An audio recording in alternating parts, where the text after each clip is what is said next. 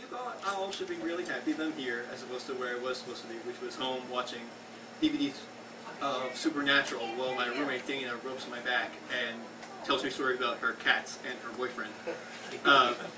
Instead, I'm going to tell you the story about a guy who I'll call Dan, because I'm far too self-conscious to actually say his real name. He was a GOP, not a Republican. He was great on paper.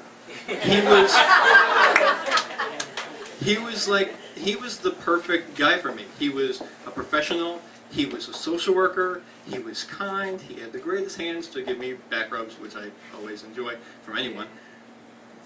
Later. And he dressed professionally. He had great eyes. He wore glasses really smartly. Everything was just perfect, except for the pot smoke. But I could get past that. I get past a lot of things. We just seemed perfect together. At parties, we were like able to say like, "Oh, I can see you in that area," but I know we just have the eye contact. But we're cool, and we'll come and give each other a peck on the cheek, and then we're fine. We were just delightful. But we couldn't work because we both lived at home at the time, and so at least that was both of our thinking at the time, why we shouldn't be together.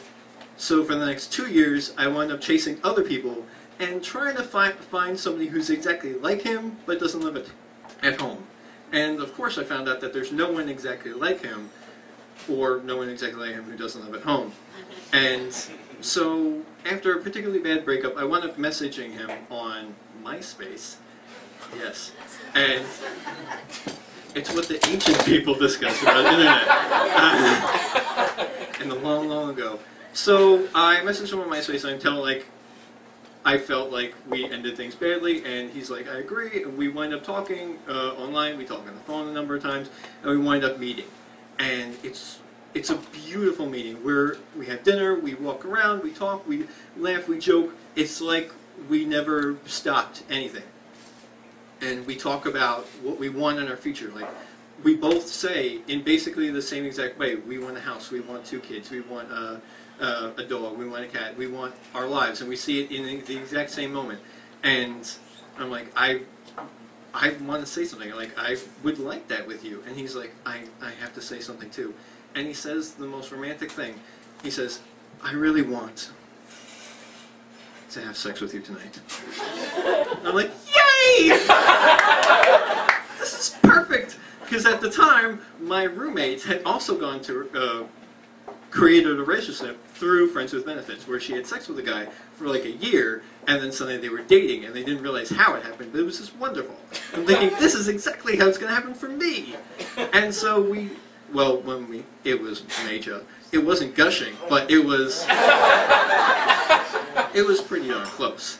And I was literally levitating throughout for the next 3 days. Everyone knows me as a big bitch. They said, it was all gone. It was like, you had reached nirvana, and I had reached nirvana for 3 days. It was perfect. We wound up going out a number of other times, and I felt like things were progressing. I wasn't going to push the relationship thing. I was just going to let it happen. It was just going to evolve. And then in the middle of one of our sessions, he let me know, I will never date you. In the middle of it. So I'm like, oh, okay.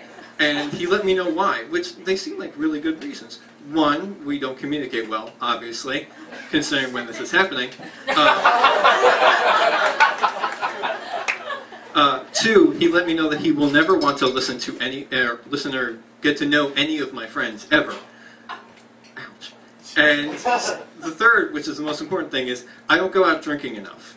So he doesn't want to get to know any of my friends, and I don't drink enough. So apparently I don't have a drinking problem with his friends.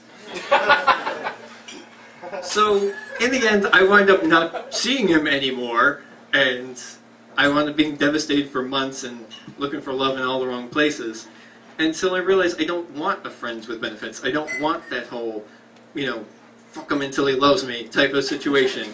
So instead, I guess what I'm really willing to deal with for now is to sit on the floor while my roommate rubs my back and we watch Supernatural. That's my Friends with Benefits.